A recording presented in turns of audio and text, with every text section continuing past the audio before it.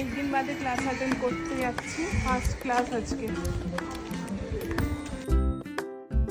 যে নোটসটা তোমাদের সাথে শেয়ার করছি, এই নোটসের মধ্যে আমি সবকিছু বুঝিয়েও দেবো, কিন্তু ব্যাপার হচ্ছে যে এটার মধ্যে আমার এত বছরের এক্সপিরিয়েন্স যা আছে সবকিছু তোমাদের সাথে শেয়ার করছি, যাতে তোমাদের ছোট ছোট জিনিসগুলো বুঝতে সুবিধা হয় আর ছোট ছোট জিনিসগুলো তোমাদের মাথায় থাকে, আর দেন মেকআপটা যাতে ভালো হয়।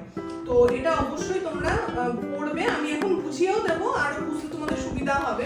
হ্যাঁ, আমার ডেলিভারির মাত্র 2 মাসের মধ্যে আমি ক্লাস শুরু করে দিয়েছি। বলে রাখি, আমি কিন্তু ব্রাইডাল বুকিংও নিয়ে নিচ্ছি। আর তোমরা তো জানো আমার অফারও চলছে, তো যাই হোক অফারের জন্য পরে কথা বলবো। আমার অফার চলছে, যারা আমার পেজ ভিজিট করছো তারা তো জানোই। এবার বলে রাখি, একটা মায়ের জন্য একটা বেবি কখনোই বাধা হতে পারে না, বাধা হয় আশেপাশের লোক। কিন্তু সেই বাধাটাকে ওভারকাম করে আমাদের পথের সামনের দিকে দেখে এগিয়ে যেতে হবে। যেমন ধরো আজকের দিনটাই সেগুলো আমাকে ভালো করে ওঠানোর চেষ্টা করতে হবে।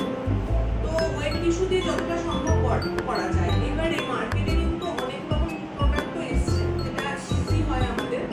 যেমন সপারেলের একটা আছে, যেটা হচ্ছে তোমার কি করে, ডিপ ক্লিন করে, ঠিক আছে, ডিপ ক্লিনই না, ঠিক আছে, অয়েল ব্যাগ। আমার মিঠি কিন্তু আমাকে খুব বোঝে যে ওর মা কতটা ডিপ্রেশনে ভুগছিল, যে ও ক্লাস করাতে পারছে না, বাইরে বেরোতে পারছে না। সেহেতু মিঠি আমার সাথেই ক্লাসে গিয়েছিল।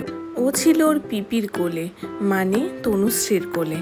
এবারে বলে রাখি, ওকে কিন্তু আমরা ক্লাসের ভেতরে অ্যাটেন্ড করিনি, আমি ক্লাসের রুমে করাই। আমাদের আর একটা রুম আছে যেখানে রেস্ট রুম, তো সেই রেস্ট রুমে আমার মিঠি রেস্ট করছিল। আর তোমাদের জন্য বলে রাখি, মিঠি কিন্তু যতক্ষণ আমি ক্লাসে ছিলাম ততক্ষণ একটু ডিস্টার্ব করেনি।